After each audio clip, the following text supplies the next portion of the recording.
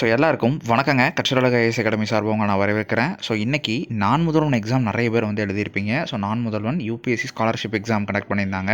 So அதுக்கான result வந்து wait பண்ணிகிட்டு இருந்தவங்க. ஸோ அதுக்கான ரிசல்ட் வந்து வந்துருச்சு. ஸோ இதில் என்னென்னலாம் இருக்குது, ஸோ இது வந்து யாருக்கான ரிசல்ட் இது, அதாவது ஒன்லி ஸ்டைஃபன் கொடுத்தவங்களுக்கானதா இல்லை ரெசிடென்ஷியலுக்கானதா? ஸோ ரெசிடென்ஷியல் அப்படின்னா ஸோ 3 இருக்கே, அவங்களுக்கு வந்து எப்போது என்ன விஷயங்கள் இதை பற்றிலாம் நம்ம வந்து இந்த வீடியோவில் பார்த்துடலாங்க. ஸோ இதில் பார்த்தீங்க அப்படின்னா நான் முதல்வன் யூபிஎஸ்சி ப்ரிலிமினரி ஸ்காலர்ஷிப் எக்ஸாம் அப்படின்னு வந்து போட்டிருக்காங்க. ஸோ இதில் தமிழ்நாடு பட்ஜெட் வந்து அதில் வந்து அனௌன்ஸ் பண்ணது, அதாவது மாதம் 7,500 ரூபாய் வந்து 10 மாதத்திற்கு 1000 கேண்டிடேட்ஸ்க்கு வந்து கொடுப்போம் அப்படிங்கிற மாதிரி இது அவங்க சொன்னது, இந்த விஷயங்கள் எல்லாமே வந்து போட்டிருப்பாங்க. ஸோ அதுக்கான ஸ்காலர்ஷிப் எக்ஸாம் 8ஆம் தேதி வந்து கண்டக்ட் பண்ணியிருந்தாங்க. ஸோ அந்த யார் ப்ரிலிம்ஸ் யூபிஎஸ்சி 2025 கொடுக்குறவங்களுக்காக ஸோ அது 8ஆம் தேதி கண்டக்ட் பண்ணியிருந்தாங்க. அதையும் வந்து கொடுத்துருக்காங்க. ஸோ அதே மாதிரி இந்த டேட் அண்ட் வென்யூ, அதாவது இதில் செலக்ட் பண்ணியிருக்காங்களாம் 1000 கேண்டிடேட்ஸ். ஸோ அவங்களுக்கான ரிசல்ட் தான் இது. ஸோ இதில் the date and venue of the certificate verification for the selected candidates will be communicated via SMS அல்லது மெயிலில் வந்து கம்யூனிகேட் பண்ணுறோம் அப்படிங்கிற மாதிரி வந்து சொல்லியிருக்கிறாங்க. ஸோ நீங்கள் உங்களோட registered mail ID or mobile number கொடுத்துருப்பீங்கல்ல, ஸோ அது வழியாக அவங்கள வந்து கம்யூனிகேட் வந்து பண்ணுவாங்க. ஸோ இப்போது இந்த candidates R advice to regularly check, அதாவது வெப்சைட்டை செக் பண்ண வந்து சொல்லியிருக்கிறாங்க ரெகுலராக. ஸோ நோட் அப்படின்னு வந்து சொல்லியிருக்கிறாங்க, அதாவது selection for all India civil service coaching centre will be publish separately. So இந்த ஏஐசிஎஸ்சிசி வெப்சைட் லிங்க்கில் வந்து உங்களுக்கு இந்த லிங்க் கிளிக் பண்ணிங்க அப்படின்னா உங்களுக்கு ரெசிடென்ஷியலில் நீங்கள் வந்து செலக்ட் ஆகிருக்கீங்களா அப்படிங்கிற ரிசல்ட் வந்து தனியாக வரும். ஸோ ஓகே, இதில் வந்து இந்த டாப் 1000 மெம்பர்ஸ்க்கு வந்து யாரெல்லாம் குவாலிஃபையோ ஸோ அவங்களோட ரிசல்ட் மட்டும் இந்த பிடிஎஃப்ல வந்து கொடுத்துருப்பாங்க. So this is only provincial list where selection will be based on the complete verification of certificate அப்படின்னு வந்து சொல்லியிருக்காங்க. அதாவது இது வந்து ஒரு ப்ரொவின்ஷியல் தான். ஸோ இதிலிருந்து சர்டிஃபிகேட் வெரிஃபிகேஷன் முடிஞ்சதுக்கப்புறம் கம்ப்ளீட்டாக செலக்ட் ஆனவங்க லிஸ்ட் வந்து வரும் அப்படின்னு சொல்லியிருப்பாங்க. ஸோ நான் முதல்வன் வந்து, அதாவது உங்களுக்கான எஸ்எம்எஸ் வந்து உங்களுக்கு ரீச் ஆகலை அப்படின்னா நான் முதல்வன் வெப்சைட் அவங்க வந்து ரெஸ்பான்சிபிள் இல்லை அப்படின்னு சொல்லியிருப்பாங்க. ஸோ அதே மாதிரி இந்த candidates whose registration numbers are found in the list below are provincially admitted for CV certificate verificationக்கு வந்து அவங்க வந்து வரலாம் அப்படிங்கிறத சொல்லியிருப்பாங்க. ஸோ பியூராக மெரிட் பேஸில் வந்து கொடுத்துருப்பாங்க அப்படிங்கிறத சொல்லியிருப்பாங்க, எடுத்திருக்கோம் அப்படிங்கிறத சொல்லியிருப்பாங்க. ஸோ அதே மாதிரி இதில் வந்து மெயினாக நீங்கள் கொடுத்துருக்க டீட்டெயில்ஸ் எல்லாமே கரெக்டாக இருக்கணும் அப்படின்னு சொல்லியிருப்பாங்க. ஸோ அது எல்லாமே கரெக்டாக தான் நம்ம வந்து கொடுத்துருப்போம். ஸோ இதில் மெயினாக நீங்கள் பார்க்க வேண்டிய விஷயம் என்ன அப்படின்னா, ஸோ உங்களுக்கான கம்யூனல் கேட்டகரி வைஸ் வந்து கொடுத்து ஸோ டோட்டல் நம்பர் ஆஃப் சீட்ஸையும் வந்து 1000 ஸ்ப்ளிட் அப் வந்து பண்ணியிருக்கிறாங்க. இது நீங்கள் வந்து பார்த்துக்கணும்.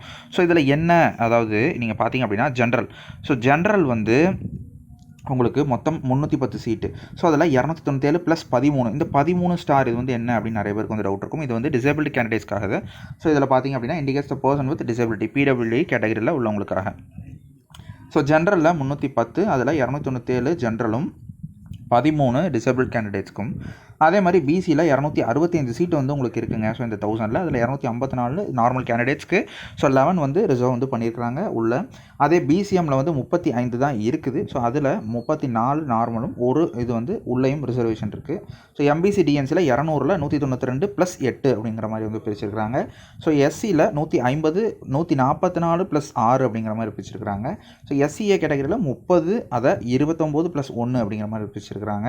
ஸோ அதே எஸ்டியில் வந்து 10 அப்படிங்கிற மாதிரி வந்து கொடுத்துருக்காங்க. ஸோ இதெல்லாமே ஸ்ப்ளிட் அப் 1000 சீட்ஸோட ஸ்ப்ளிட் அப் நிறைய பேர் வந்து கேட்டுட்டு இருந்தீங்க. ஸோ இது பேஸ் பண்ணி தான் உங்களுக்கான ஒரு ரேங்க் லிஸ்ட் வந்து எடுப்பாங்க. ஸோ உங்களுக்கான ஒரு லிஸ்ட்டு வந்து எடுப்பாங்க. ஸோ இதில் இப்போ ஒரு எக்ஸாம்பிளுக்கு சொன்னோம் அப்படின்னா பிசி கேட்டகரி இருக்குது அப்படின்னா, ஸோ பிசியில் அப்ளிகேஷன் போட்டிருக்கிற எல்லாரையுமே வந்து ஃபஸ்ட்டு எடுப்பாங்க. ஸோ அவங்களோட மார்க் பேஸ் பண்ணி அதை வந்து அடுக்குவாங்க. ஸோ அதுக்கப்புறம் இதில் மொத்தம் 265 சீட் இருக்குல்ல, ஸோ அதில் 254 சீட்டு வந்து, அதாவது டிசபிள் கேண்டிடேட்ஸ்லாம் தனியாக பிரித்து அதில் டாப் 11 வந்து எடுத்துகிட்டு, ஸோ நார்மல் கேண்டிடேட்ஸ் கேட்டகரி போடாமல் டிசபிள் கேட்டகரி கிளைம் பண்ணாமல் இருப்பீங்கள்ல, ஸோ அவங்க எல்லாரையும் ஒரு தனியாக வந்து கொண்டு வந்துட்டு அதில் டாப் 254 ஃபஸ்ட்டு மார்க்லேருந்து டாப் 254 இந்த மாதிரி எடுப்பாங்க. ஸோ இதுலேயும் வந்து என்ன விஷயம் அப்படின்னா, சில பேர் வந்து இந்த பிசியில் டாப்பில் இருக்கக்கூடிய மார்க்ஸ் வந்து ஜென்ரலில் போகிறதுக்கும் வாய்ப்பு இருக்குது. ஸோ இந்த மாதிரி சில விஷயங்கள்லாம் இருக்குது. அப்போது இந்த பிசிலேயே ஹையஸ்ட்டாக இருக்கிற ஒரு ஃபஸ்ட்டு 10 பேர் 20 பேர் வந்து ஜென்ரலுக்கு போயிடுவாங்க. ஏன்னா ஜென்ரல் கேட்டகரியோட போட்டி போடுவாங்க அவங்க. ஸோ அதையும் மீறி இருக்கக்கூடிய கேண்டிடேட்ஸ் தான் உங்களுக்கு வந்து இதில் வந்து வரும். ஸோ இதில் வந்து பார்த்தீங்க அப்படின்னாலே உங்களுக்கு வந்து தெரியும். ஸோ அதே மாதிரி கட் ஆஃப் கொடுத்துருக்காங்க. So communal cut off, so நம்ம ஆல்ரெடி சொல்லியிருந்தோம் ஒரு 100+, அதாவது 95லேருந்து 100+ வந்து இருக்கும் அப்படின்னு. நம்ம சொல்கிறது வந்து ஓவராலாக சொல்லியிருந்தோம், அதாவது ஜென்ரல் கேட்டகரிக்கு தான் வந்து சொல்லியிருந்தோம். ஸோ அதே மாதிரியே கிட்டத்தட்ட 100+லாம் தாண்டி 121 வந்து போயிருக்குது. ஸோ அதே மாதிரி பிசி வந்து பார்த்திங்க அப்படின்னா 106 வந்து இருக்குது கட் ஆஃபு. நிறைய பேர் வந்து பிசி கேட்டுட்டு இருந்தீங்க. ஸோ எல்லாமே பார்த்தேன். ஸோ இந்த மாதிரி எதுவும் வந்து நடக்கும் இந்த வாட்டி அப்படின்னு தான் நான் வந்து கட் ஆஃப் வந்து சொல்லாமே வந்து வச்சுருந்தேன். ஸோ எப்படியும் ரிசல்ட் வந்து வந்துடும், அப்போ வந்து பார்த்துக்கலாம் அப்படின்ட்டு. ஸோ அதே மாதிரி பிசிஎம் பாருங்கள் 95.23 வந்து இருக்குது. ஸோ எம்பிசி அண்ட் டிஎன்சிக்கு 99.25. அதே வந்து எஸ்சி அவங்க வந்து 89.2. அதே எஸ்சிஏக்கு வந்து 70.55 வந்து இருக்குது. ஸோ எஸ்டிக்கு வந்து 77.8. ஸோ இதான் வந்து ஓவரால் கட் ஆஃப் கேட்டுட்டு இருந்தீங்க, பார்த்துருங்க. ஸோ இந்த நோட் பாயிண்ட்டும் வந்து கொடுத்துருக்காங்க. என்ன அப்படின்னா, இப்போ ஒரே கேட்டகரியில் இருக்கக்கூடிய 2 நபர்கள் ஒரே மார்க் இல்லை 3 நபர்கள் ஒரே மார்க் எடுத்தாங்க அப்படின்னா, ஸோ அவங்களில் வந்து எப்படி வந்து பார்ப்பாங்க, யாரை முன்னாடி வந்து விடுவாங்க அப்படின்னா, ஸோ அவங்களோட டேட் ஆஃப் பர்த்தை பொறுத்து தான் வந்து பார்ப்பாங்க.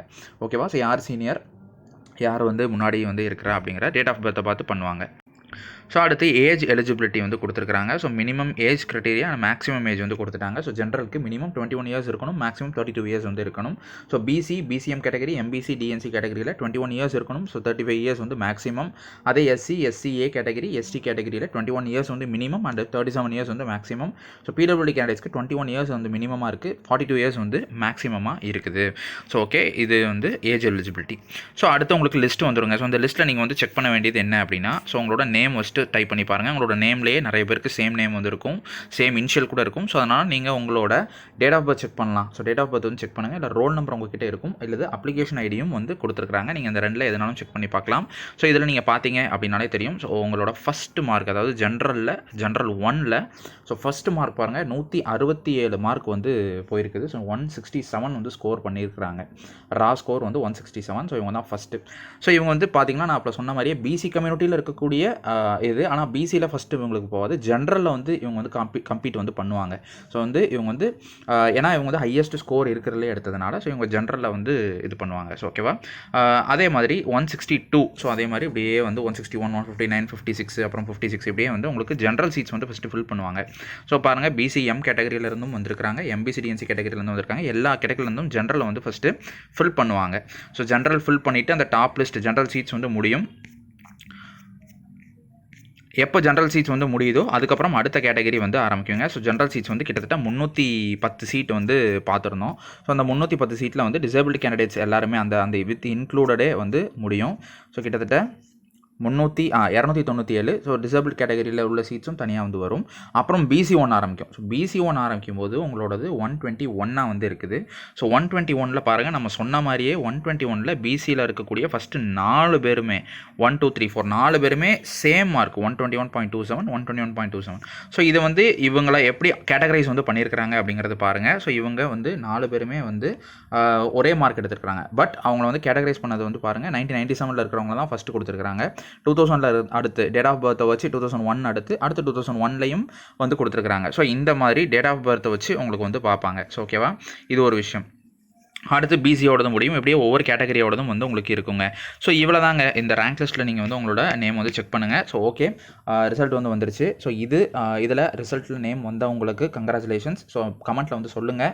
ஸோ வந்தாலும் சொல்லுங்கள், வரலனாலும் சொல்லுங்கள். ஏன்னா சக்ஸஸ் வந்து ஒரு பார்ட்டு தானே. சக்ஸஸும் ஒரு ட்ராவல், நம்மளோட ட்ராவலில் வந்து சக்ஸஸும் ஒரு பார்ட்டு தான், ஃபெயிலியரும் ஒரு பார்ட்டு தான். ஸோ சக்ஸஸ் வந்தால் மட்டும் செலிப்ரேட் பண்ணிவிட்டு ஃபெயிலியர் வந்தால் நம்ம வந்து விட்டுட்டு போகக்கூடாது.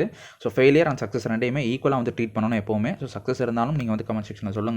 ஸோ உங்கள் லிஸ்ட்டு வரலனாலும் அதை நீங்கள் கமெண்ட் செக்ஷனில் சொல்லுங்கள். அது ஒன்றும் வந்து பெரிய ஒரு வெக்கப்படக்கூடிய ஒரு விஷயம் அப்படிலாம் ஒன்றும் இல்லைங்க. ஸோ நம்மளோட முயற்சியை வந்து கொடுத்தோம், ஏதோ ஒரு ரீசன் இருக்குது. ஸோ அதை நம்ம கண்டுபிடிச்சி அதுக்கானதை ஒர்க் பண்ணோம் அப்படின்னா நம்மளும் இந்த லிஸ்ட்டில் வந்து வரலாம். பட் இந்த லிஸ்ட்டில் வரது நம்மளோட எய்ம் வந்து இல்லை. ஸோ அது உங்களுக்கு தெரியும் அப்படின்னு நான் நினைக்கிறேன். ஸோ இந்த எக்ஸாம்க்கு நீங்கள் ஏன் ப்ரிப்பேர் பண்ண ஆரம்பிச்சிங்க? ஸோ அது ஒரு பெரிய கோல் இருக்குது. அந்த கோலுக்கு ஒரு சப்போர்ட்டிவ் கிடைக்குமா அப்படின்னா இந்த லிஸ்ட்டில் வரலாமா அப்படின்னு நீங்கள் வந்து இந்த எக்ஸாம் ப்ரிப்பேர் பண்ணீங்க. ஸோ அந்த மெயின் கோலை நோக்கி நீங்கள் வந்து போகக்கூடிய நேரம் வந்து வந்துருச்சு. ஸோ இப்போ வரைக்கும் நிறைய பேர் முதல் ரிசல்ட் வரட்டும், நான் பார்ப்போம், அதுக்கப்புறம் நம்ம வந்து யூபிஎஸ்சி வந்து உட்காரலாம் அப்படின்ட்டு இருப்பீங்க. நம்ம எக்ஸாம் முடிச்சுட்டு வந்த மறுநாளே வந்து நீங்கள் வந்து ப்ரிப்பரேஷனை கண்டினியூ பண்ணியிருக்கணும். ஸோ அப்படி இல்லை, ஒரு கேப் விட்டுருக்கீங்க அப்படின்னா ஓகே, நீங்கள் இப்போ ரிசல்ட் வந்துருச்சு, நாளிலேருந்து உங்களோட ப்ரிப்பரேஷன் வந்து ஸ்டார்ட் பண்ணுங்கள். ஸோ இது வந்து ஒரு பெரிய இதுக்காக வந்து நீங்கள் வந்து ஃபீல் பண்ணிவிட்டு அதுக்காக அந்த மாதிரி டைம் வந்து கொடுக்காதீங்க. ஸோ நமக்கான மெயின் எய்ம் வந்து இது கிடையாது. ஸோ இது ஒரு போகிற வழியில் இருக்கக்கூடிய ஒரு ஆப்ஷன். இது நமக்கு கிடைக்கல அப்படின்னா ஓகே, நெக்ஸ்ட் ஆப்ஷன் சூஸ் பண்ணிட்டு போயிட்டே இருக்கணும். ஆனால் நம்ம வந்து மெயினான அந்த ஏரியா போகிறத நம்ம வந்து வந்து நிப்பாட்டிடக்கூடாது எதுக்காகவுமே. அந்த கோலை ரீச் பண்ணக்கூடிய அந்த ஒர்க்கை நம்ம வந்து பண்ணிகிட்டே இருக்கணும். ஸோ ஓகேவா? ஓகே. ஸோ நம்ம ஃப்ரீ ஸ்டடி சர்க்கிளும் வந்து போயிட்டே இருக்குங்க. ஸோ நான் வந்து பிளான் வந்து கொடுத்துருந்தேன். ஸோ வந்து என்னென்னா நேற்று ஒரு சின்ன ஒரு இஷ்யூவாக இருந்தது சேனல்லையே, ஒரு டெக்னிக்கல் இஷ்யூ இருந்தது. ஸோ அதனால் வீடியோஸ் எதுவும் போட முடியல இன்றைக்கி தான். அதனால தான் நான் வந்து இன்றைக்கி வந்து சரி இந்த வீடியோ வந்து போடலாம் அப்படின்ட்டு 2 வீடியோஸ் வந்து எடுத்து வச்சுருந்தேன். மித்த சப்ஜெக்ட்ஸ்க்கு பிளான் கொடுக்கணும்ல, ஸோ அதை எடுத்து வச்சுருந்தேன். பட் அதில் ஒரு சின்ன வந்து இஷ்யூ இருக்குது. ஸோ அதனால் அதுக்குள்ளே ரிசல்ட்டும் வந்துருச்சு நான் முதல்ல. சரி ஓகே, அப்போ இதை போட்டுடலாம் ஃபஸ்ட்டு அப்படின்னு தான் வந்து இப்போ நான் இதை வந்து பண்ணிகிட்டு இருக்கேன். ஸோ இந்த வீடியோக்கு அடுத்து வரக்கூடிய வீடியோ எல்லா சப்ஜெக்ட்டுக்கான பிளான் வீடியோ உங்களுக்கு வந்து வந்துடும். சோர்ஸஸோடு வந்து நான் சொல்லிடுவேன். ஸோ அதை நீங்கள் எதுக்குனாலுமே நீங்கள் வந்து யூஸ் பண்ணிக்கலாம். நீங்கள் எந்த ஆஸ்பிரன்ஸ், நீங்கள் வந்து ஃப்ரெஷராக இருக்கீங்க, நீங்கள் வந்து இப்போ தான் ஸ்டார்ட் பண்ண போகிறீங்கனாலும் இந்த பிளான் உங்களுக்கு செட் ஆகும். ஸோ நீங்கள் வந்து ஆல்ரெடி எக்ஸ்பீரியன்ஸ்டு, அதாவது ஃபீல்டில் இருக்கிறீங்க, நீங்கள் வந்து படிச்சுட்டு இருக்கிறீங்க, ஒரு ரிவிஷன் பிளான் வேணும் அப்படின்னா நீங்கள் அதை எடுத்துக்கலாம் தாராளமாக. ஸோ உங்களுக்கான ஒரு பிளானாக வந்து அடுத்து வரக்கூடிய வீடியோவில் எல்லாமே வந்து இருக்குங்க. நீங்கள் வந்து அதை பார்த்துக்கோங்க. ஸோ ஓகேங்க, நெக்ஸ்ட் வீடியோவில் பார்ப்போம். அது வரைக்கும் சேஃபாக இருங்க, படிங்க, பார்க்கலாங்க.